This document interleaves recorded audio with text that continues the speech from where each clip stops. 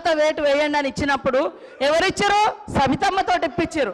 మరి సవితమ్మ కాంగ్రెస్ నుంచి టీఆర్ఎస్లో పోయినప్పుడు ఇచ్చినప్పుడు ఏం తెలియదు, ఏం తెలియదు, ఏం తెలియదు.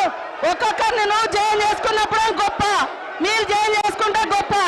ఏం తెలుసు నీ దురహంకారం బంద్ చేసుకో కేటీఆర్. ఏం తెలియదు, ఏం తెలియదు అంటున్నా. అడుగు మరి అడుగు. ఏం తెలియదు, మీరు అందరు జైలు చేసుకోలే, మీరు అందరు జైలు చేసుకోలే. వాళ్ళు జైలు చేసుకుంటే గొప్పట, మళ్ళీ వాళ్ళతో మెమోరాండాలు ఇప్పిస్తారు వీళ్ళు. మైక్ ఇస్తాను. కౌశిక్ రెడ్డి గారు మీరు కూర్చోండి. కౌశిక్ రెడ్డి గారు మీరు కూర్చోండి.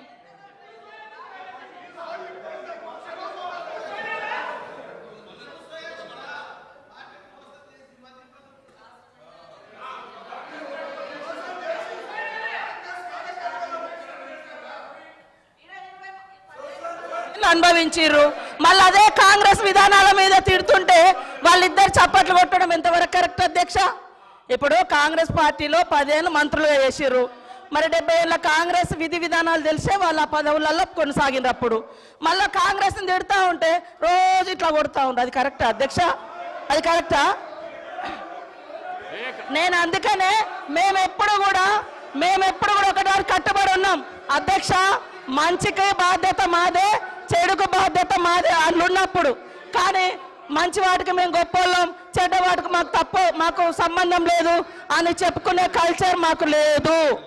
అప్పుడు కూడా అదే చెప్పినాం. మేము పాత వాటిలలో మేము ఉన్నప్పుడు మా బాధ్యత ఉంటే మేమే బాధ్యులమని చెప్పుకున్నాం. కానీ మీ లెక్క తిడతా అంటే చప్పట్లు కొట్టే సంస్కారం మాకు లేదు అధ్యక్ష. కూర్చోండి please please please please. Srinivas గారు, రామచంద్ర నాయక్ గారు ప్లీజ్. గౌరవ ముఖ్యమంత్రి గారు ఎవ్వరు పేరు పెట్టి పిలవలేదు.